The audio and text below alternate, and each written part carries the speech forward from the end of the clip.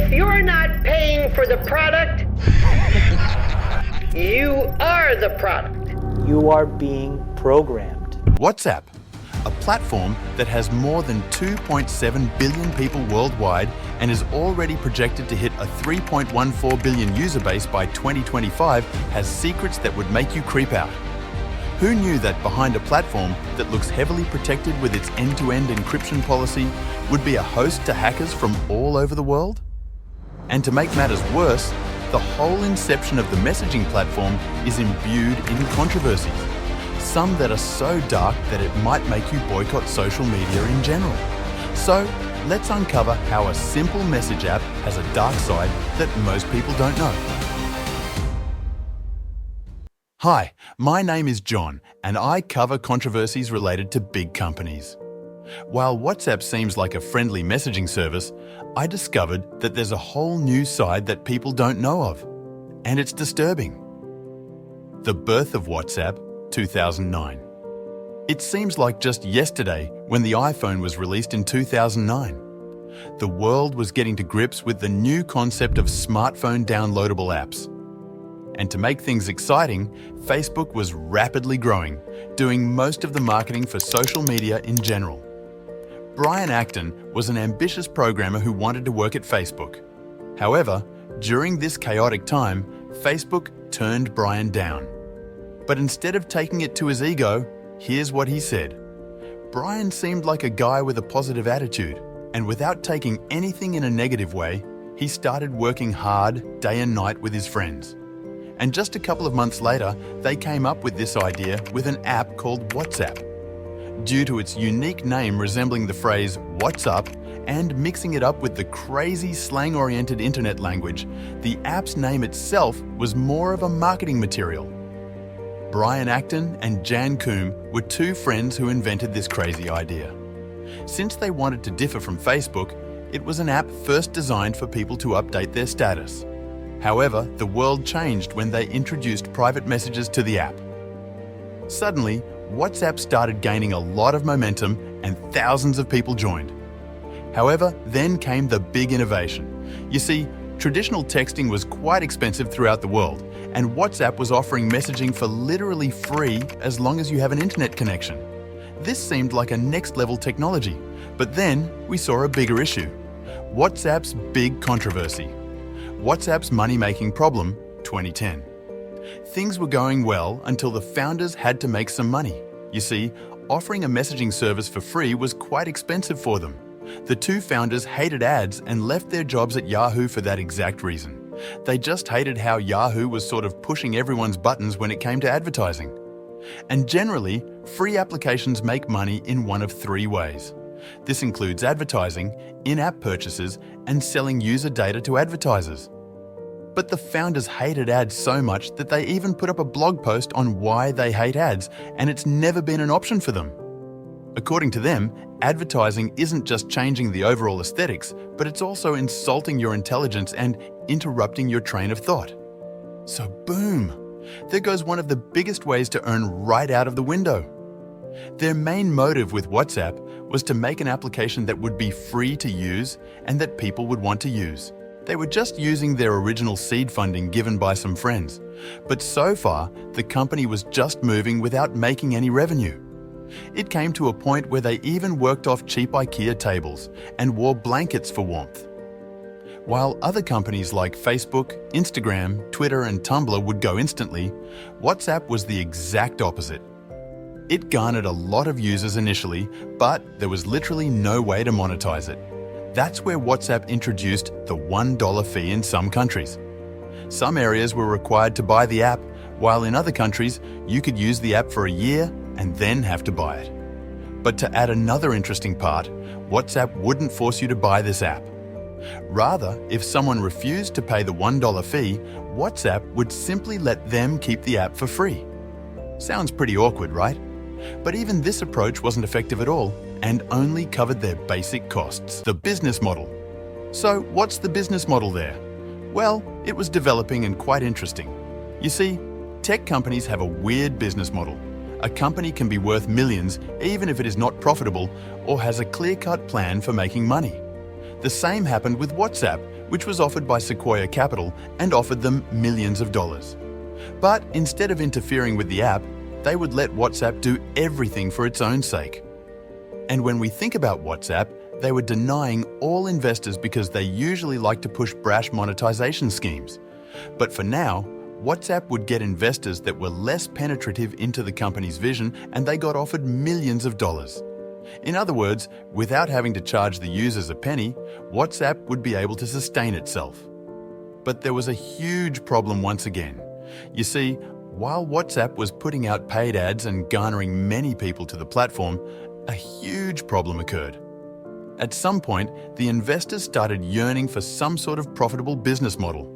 Or maybe they were just waiting for WhatsApp to sell so the next owner could push different monetization tactics. Facebook's acquisition of WhatsApp and their dark motives. And that's where Facebook came into play. Facebook bought Instagram for just $1 billion. While Facebook's whole scheme was to gather user data and was going through a lot of controversies itself, Mark Zuckerberg's name sparked even more controversy. It became a matter of credibility. For example, anything that WhatsApp was standing against, Facebook wanted. Moreover, Facebook was going through a host of other privacy concerns at that time. The Cambridge Analytica scandal already showed us that Facebook users were getting their data taken against their consent. Interestingly, this data was also being given to the advertisers to target the right audience of people. So, when it came to WhatsApp, what was Facebook's real plan? Well, initially, Mark Zuckerberg promised the app's founder that they could operate it independently from Facebook and there would be no pressure to monetize. But was that it? WhatsApp totally becoming free controversy, 2016. In 2016, WhatsApp announced that they would no longer charge a subscription fee. This meant that the $1 fee that was already so low would be gone forever. On the surface, this sounds like such a dream. And suddenly, Facebook started receiving so much support for caring for the users. But there's a darker truth behind all of it. If we come back to reality, we can understand the main reason why Facebook bought WhatsApp. Firstly, Facebook was buying users and their data. When it comes to getting the most data, WhatsApp seems like the best way for them to get it. You see, WhatsApp has one of the biggest behavioral data sets, such as contact lists, names, interests, and a lot more. Some people even started saying that WhatsApp was the missing link between Facebook and the platform, obtaining millions of phone numbers. Moreover, in developing countries, WhatsApp wasn't popular due to the $1 fee. That was one of the main reasons why Facebook decided to dispose of the fee. The user data is much more valuable rather than getting a measly $1 on a big scale. Moreover, one of the darkest reasons why Mark Zuckerberg bought WhatsApp was because they wanted to surpass their competition.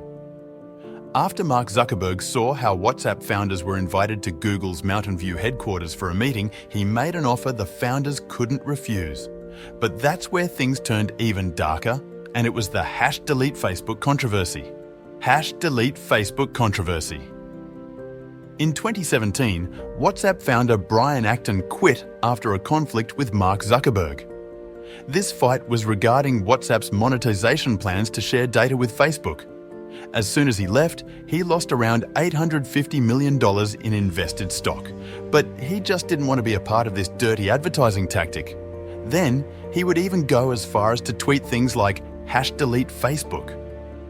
To make things more interesting, Brian took $50 million out of his own purse to make one of the most innovative yet minimalistic messaging apps of all time called Signal. This very app became the biggest WhatsApp rival, even though it was similar. However, it was a non-profit foundation that made security and privacy their first priority. To put things into perspective, Brian wanted to create what WhatsApp was originally intended to do. First, he tried to get a job on Facebook, but was rejected. So, he created WhatsApp. And years later, Facebook bought it for $19 billion, but left working with them because they were using some sort of dark marketing and advertising tactics. Things got even rockier when the European Commission fined Facebook 110 million euros for misleading it during the takeover of WhatsApp. Fine imposed on Facebook of 110 million euros. The fine is the highest fine we have ever imposed for procedural infringement in a merger case. Facebook claimed that combining user information from Facebook and WhatsApp was impossible, even though it was possible. As years went on, Brian Acton even said crazy things like WhatsApp is not end-to-end encrypted, even though it claims to be. In hindsight, Facebook's whole business model is built around selling user data, and it seems like they're never stopping. So, when you put yourself in Facebook's shoes and are getting an app that is non-profitable for $19 billion, does it make sense? For Facebook, it does, because it's one of the best ways to get user data for years. The new WhatsApp scam. Moving forward to a newer scam, WhatsApp has become a host to scammers worldwide. This scamming method is less technical and more communicative. You see, the founder and CEO of CloudSec, Rahul Sasi, revealed that there's a new trick done by scammers to exploit WhatsApp and take control of the victim's app. The hacker calls the victim and somehow manipulates them to dial characters like **67 and *405**. When this is followed by a 10-digit number, the hacker suddenly registers a new WhatsApp account with the victim's number. Ultimately, the hacker disconnects the victim's account and uses WhatsApp himself. Not only can the hackers access the profile picture and messages, but also the contact list, which is fatal in today's world. So, if you find someone calling you and telling you to type certain characters, never do that. Timeline of WhatsApp's controversies. On March 2nd, 2016, WhatsApp introduced a document sharing feature that you could use to share PDF files with your contacts. However, the default setting was to automatically download attachments, which received a huge level of criticism, and people would potentially download malware without even knowing. But that's where things get even darker. With the introduction of GBW WhatsApp, the modded version of WhatsApp, people started gaining access to things that they weren't supposed to. For example, if someone deletes the message, the GBW WhatsApp owner will still be able to view it. The same goes for images, status, and more.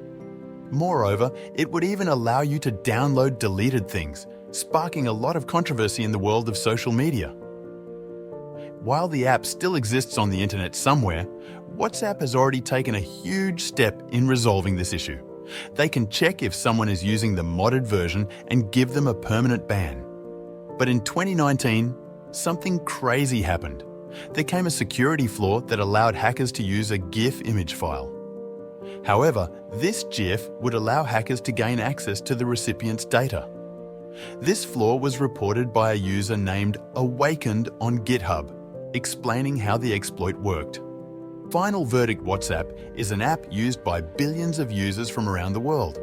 But in the end, all that glitter is not gold. From establishing itself as an end-to-end encryption messaging app to becoming a Facebook puppet, it's just not what the owner intended it to be. Now we ask you, do you think Signal is a much better alternative to the original WhatsApp, or is WhatsApp irreplaceable? And if you enjoyed this video, make sure to subscribe and ring the bell icon for future documentaries.